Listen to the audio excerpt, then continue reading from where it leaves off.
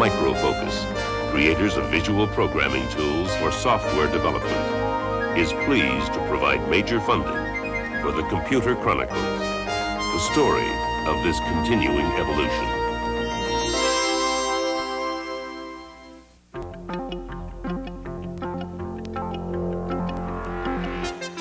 Welcome to the Computer Chronicles. I'm Stuart Chaffee, and this is Gary Kildall. Gary, I've been working with this Abacus here, and the Abacus is, of course, one of the oldest computing machines, about 5,000 years old, and if you're really fast, maybe you can do 2 or 3 operations per second on this thing. Well, today, of course, we're talking about computers which can do hundreds of millions of operations per second. The question is, why do you need that incredible kind of speed in a computer? Well, incredible speed helps sell computers, for one thing. But realistically, there are many problems that do require high-performance computers to get an effective solution. Real-time graphics is one example where the foreground and background images change at a fixed rate of, say, 30 frames per second. It takes a higher performance processor to keep up with a higher density graphics to match that frame rate. Now, there are many examples like that. Say, weather modeling is one. Another is the information analysis required by an expert system. Okay, these incredibly fast computers are called supercomputers, and that's the subject of our program today. We'll see the fastest computers in the world in operation, both here in the United States and in Japan. Let's begin our look at supercomputers by seeing what's going on in this country. Over 1 million times faster than the serial processing machines of the 1950s, modern supercomputers owe most of their high-speed capabilities to massive parallel architectures. Multiple functional units and comprehensive pipelining have led to processing speeds in excess of 100 million operations per second. Supercomputer applications are as distinctly varied as they are specialized, from satellite imagery to superreal graphics, from space exploration to doomsday weapons research. At Lawrence Livermore Laboratory, the world's largest user of supercomputers, magnetic fusion experiments require massive computing power available through the lab's Octopus network, a multi-access system that shares a total of 7 supercomputers. Processing time on these machines is rented to over 150 American and foreign users who gain access through satellite transmission. But the fastest machine at the lab, and one of the fastest commercially available, is the Cray XMP. This dual processor supercomputer is reserved for the most secretive and the most costly activity at Lawrence, nuclear weapons design and analysis. With the Japanese now challenging what was once an American-dominated market, supercomputer research is taking on a new approach. The Japanese machines are not only faster, but they offer simpler, more portable software that uses standard programs aimed at a much wider market. Like the extremely successful bullet train, Japan's supercomputers herald a new generation of speed and technical sophistication. At issue is whether American companies will play a role in this new era of super-fast computers.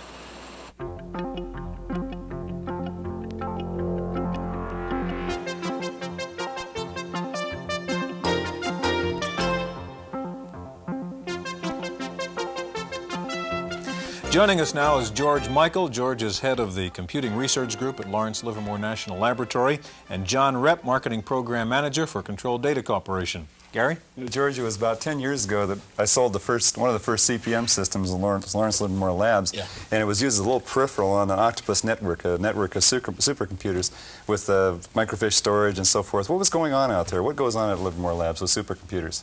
Well, the business of the laboratory is solving partial differential equations when it comes right down to it. Okay? They're doing advanced technological stuff in where it's based on nuclear energy or weapon technology, anything like that. These things require enormous computations. Okay? You'd like to be sure that you're right. So we use computers to do that. In other words, a computer is not an end in itself, it's the thing that's used to support the work that the laboratory is chartered to do. Do you find that what you do is you buy more and more computers as your need grows, or you try to use different techniques to use those computers more effectively? Oh, What's the process? We do both. In fact, the secret to supercomputers or to any other computer at any time in any context is that it's more than just a computer. There has to be a language to express ideas. There has to be algorithm development that shows how to be sure you've done the right thing. Okay? Given that, it's well, there's a lot of research that has to go on that prevents you from just saying, I can buy that computer and just get another factor of 20 or whatever it is that you need in speed. You have to build the thing in, as you well know. Now, you work a lot with Controlled Data Corporation, is that correct? And with Yes, John. we do. And what is it in the technology now? What are the limitations? Do we really have our supercomputers growing in an order of magnitude every few years, or what's going on? Well, I don't know. I don't know how John feels about it, but I will say that if you plot the performance characteristic of machines since 1950, what you can see is that there's been a 2 orders of magnitude, that's a factor of 100, improvement in the decade from 50 to 60 and from 60 to 70, and then it turned over and we didn't get a factor of 10. Why?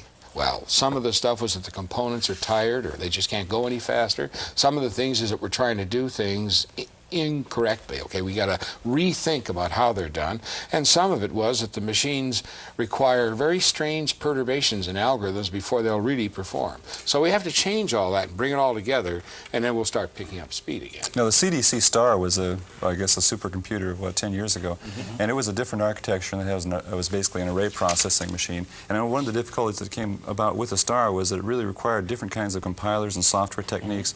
Has that been a problem over the last 10 years? Has it been solved? Well, when STAR was first introduced, I think part of it with the help of the laboratories and coming up with a new philosophy, a new logic to produce the high power, you restructure your whole problem, restructure your thinking and how you were going to solve a problem. And over the years, it's taken quite some time to get to the point where vectors are recognized. I deal primarily in the commercial world, and as George and I were talking beforehand, the evolution was in the government. The government had the R&D funds. The government was able to produce and use the kind of architecture that came up. And we're seeing in the commercial world, it's almost a revolution right now. We were talking about, it's kind of like jumping on the bandwagon now of, I got to have one. I ought to get to a point where I can use it. And they're also reaching a point where they can't solve the problems in the same old way they were doing it. They went into the three-dimensional world where you have a lot more data points that you have to analyze and through whatever algorithms, and they're reaching a point where they could keep adding a lot of computers, or they could go to what we quote-unquote call a supercomputer today and move into tomorrow. So we're seeing quite a bit of change going on right now. John, what are the commercial applications? We've heard about Lawrence Livermore and those kind of research and government things. What are the commercial applications now of a supercomputer? Well, I can let me categorize it a touch into 3 or 4 different areas. Petroleum. Petroleum companies or oil companies have gone into supercomputing in a big way, not still totally knowing what they're doing with it, but the search for oil. Again, domestically, they've had to take a look at the seismic processing and also the reservoir simulation. So that's been a very big move, and probably the biggest, as far as I know, in usage of supercomputers. But again, restructuring the way they do things. It's a three-dimensional world, again, that they're looking at. In the automobile industry, we're starting to see that the major companies in the U.S. are going to supercomputing. They want to be able to crash a car by a computer versus taking a number of cars and smashing them up the way they have. They look at productivity of number of cars they have to produce to make a profit. And several of the companies now, by using larger computers and going into supercomputing, have been able to cut the number of cars that they produce to become profitable. And again, that's computer-aided design and all the things they're doing. One of the things that Captain Grace Hopper used to hand out at her lecture is the Grace Hopper nanosecond, which is about this long, and the distance that light travels in a nanosecond. She claimed that this is a fundamental limitation to the speed of computing, and what's your feeling on that? Has that been solved by various techniques? But I don't think it's a limit. In fact, I've not seen any physical quantity an effective limit. You tell me about the limit or tell the research world about it, and they'll figure a way around it. Parallelism is a simple-minded way of getting around the limit of how much signal can travel in a given unit of time. Parallelism is a radically new idea, and yet it's very, very old. But in order to successfully cope with it, as John says, there's a great deal of rethinking that has to be done.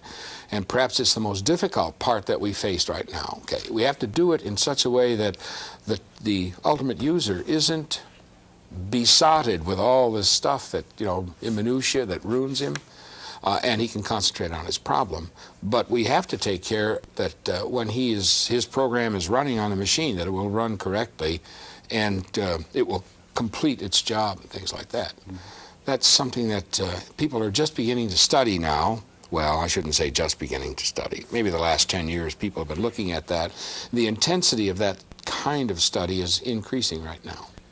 George, you've mentioned you kind of hit a wall this decade and not continuing to increase the speed. What are the technological problems? What are the barriers? I mean, what are the areas in which research is being focused to continue to increase speed? Okay, let's take the star as the first example. When the star is going to perform at its, quote, blazingly high speed, okay, the vector unit, which is part of the machine, must be running, okay? As far as the scientific computations are concerned, it turns out that a great deal of the computation cannot be kept in the vector mode, okay? It drops out of it. We call that entering a scalar mode. And then when if the scalar is slow, well, you just go slower, okay?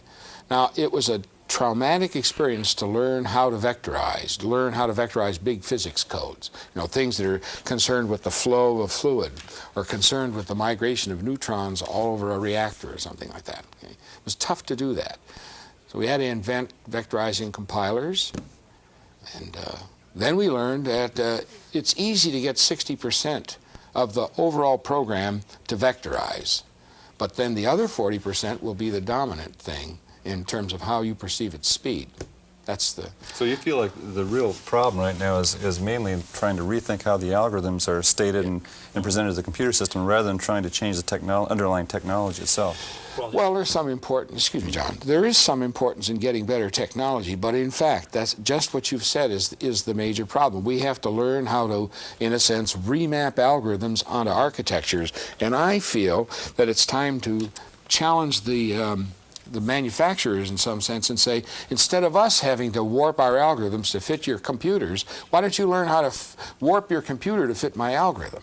And so we're getting a little dialogue going, and we're introducing the universities to that dialogue too. And I think that's going to lead, before the end of this decade, to some really successful stuff. John, what's your response? Well, I was going to say I don't disagree. It's just if you take a look at the commercial world, and instead of rewriting their codes, they've done conversions.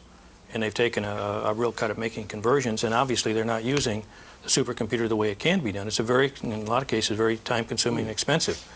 And they have a lot of code that they've written over the years, and it's all been built on and changed and added to. And to go rewrite, to do vector coding, to go on and do pure, solid vector coding, it takes a lot of time to rethink the problem. It's the redevelopment of all those programs again. As a matter of fact, in one case that I've seen this done, they've gotten spectacular results. But it took time and a lot of R&D on their part to do it. Okay, in just a moment, we're going to go to Japan to look at the Japanese version of a supercomputer. That's coming up next.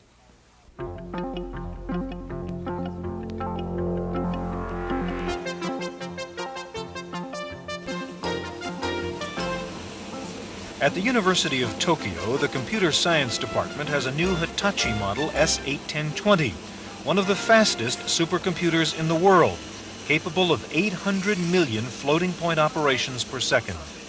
Hitachi Corporation is one of the 10 participants in the National Super Speed Computer Project, a long-term collaboration between the Japanese public and private sectors, aimed at producing a supercomputer 10 times faster than the fastest known today, one that is capable of 10 billion flops per second.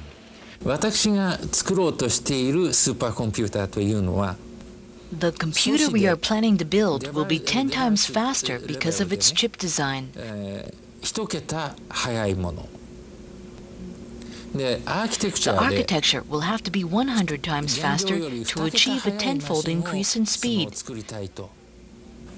で、したがってデバイスではジョセフソンジャンクションとハイエレク The トロンモビリテ technology ィトラ we ン are ジスタ exploring それ to から reach this ガリ speed ムアーセナイト includes という Josephson その junctions, 素子を high 新しい electron 素子 mobility の開発の transistors, 中に and 入れてる gallium arsenide. それからそのアーキテクチャの方 In では、ね terms of architecture, we will have to develop a much higher degree of parallel processing. 処理する方法というのを追求しようと。 We are also working on new software suitable for this kind of architecture. 開発というのも同時に行おうとしてます。 The testing of superconductive materials and new chip designs is underway at the government's Electrotechnical Laboratory, part of a massive scientific and academic complex in Tsukuba, also known as Science City, about 60 miles north of Tokyo. Because of the extreme heat created by high-speed circuitry, chips must be cooled to extreme temperatures. In this test, an experimental chip is immersed in liquid nitrogen. Its functional operating temperature is minus 270 degrees centigrade. In tests like this one on Josephson's junction switches, the laboratory has achieved higher speeds than with gallium arsenide.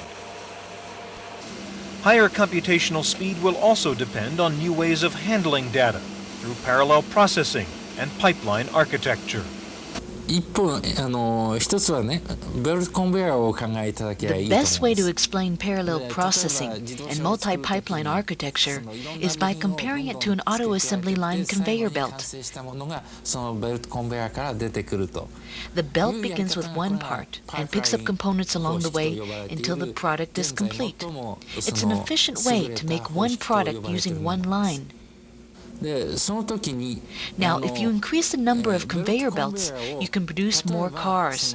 But if you increase the number of belts by 100, for example, don't expect to increase the output by 100 times, because to allocate work to 100 conveyor belts efficiently is very difficult. したがってその、プロセッサーの数を You need a 100 good にすれば manager to allocate parts 単に100倍になると effectively. いうことにはなりま On せん the け other れど hand, も while we やはり can't expect その 100 times the output with 100 times as many processors, we can still expect a substantial increase in processing 増えて capacity. くるということはお分かりいただけると思う。 The comprehensive Japanese approach to high-speed computation has led to some impressive accomplishments and some lingering uncertainties. Joseph's junction should be used in a very low temperature. So if we move it from the low temperature to the room temperature, it will be break down. It seems to be very difficult to extend them to large-scale computer logic with high reliability for practical use. 例えば、新しいマシンを開発した One 時 of our に problems 新 is しい that 言 when 語 we を必要 develop と a する new という machine, we need a 問題 new があります language. すでにフォートランで Since most research centers at present have a great number of Fortran programs, our success with the machine depends in part on whether users are willing to change to a new language. 抱えているその研究施設が多い Some 中 new で languages have been developed, but very few are in widespread use today. It could become a very big problem. The supercomputer project's merger of private and public sectors results in some unusual arrangements between the companies and the government labs. Patent or copyright which are developed during the joint project period,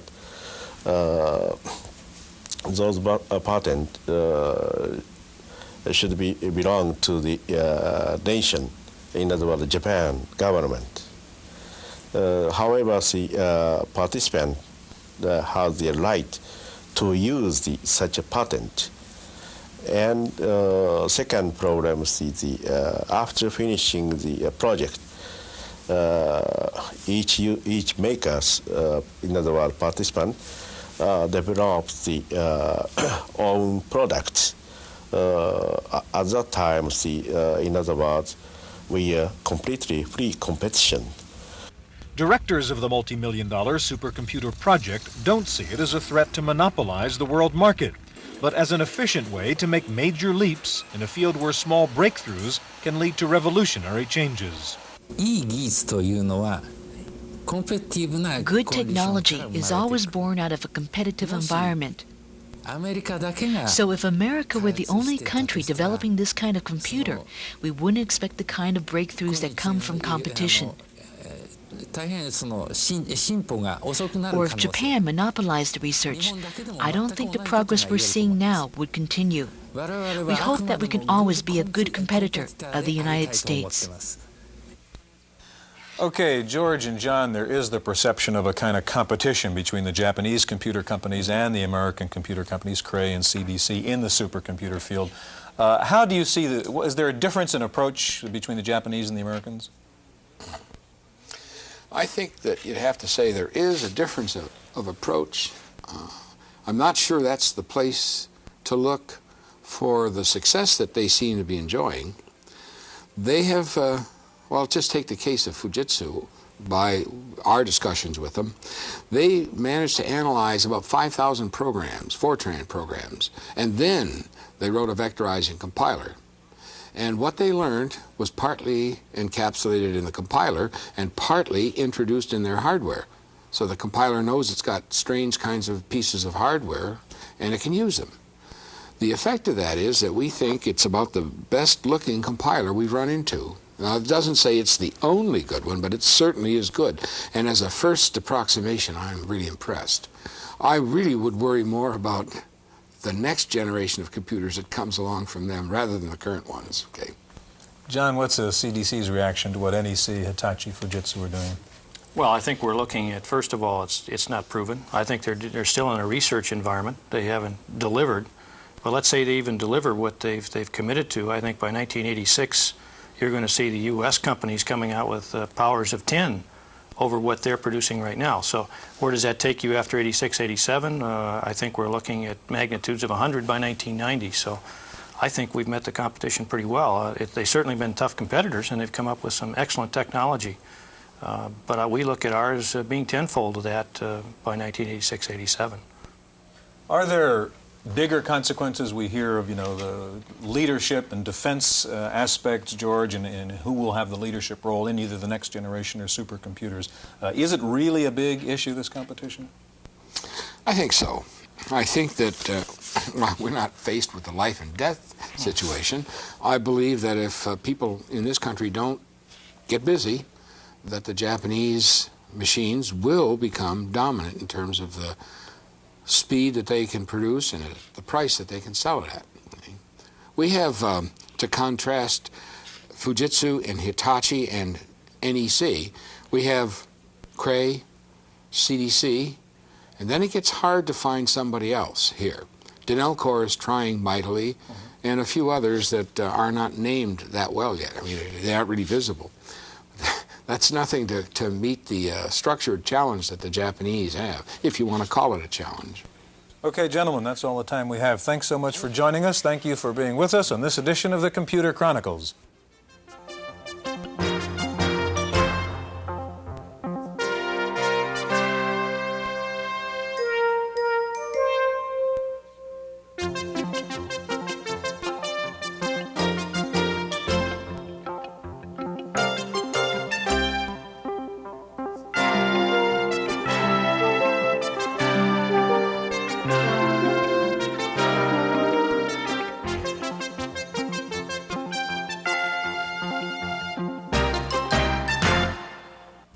Microfocus, creators of visual programming tools for software development, is pleased to provide major funding for the Computer Chronicles, the story of this continuing evolution.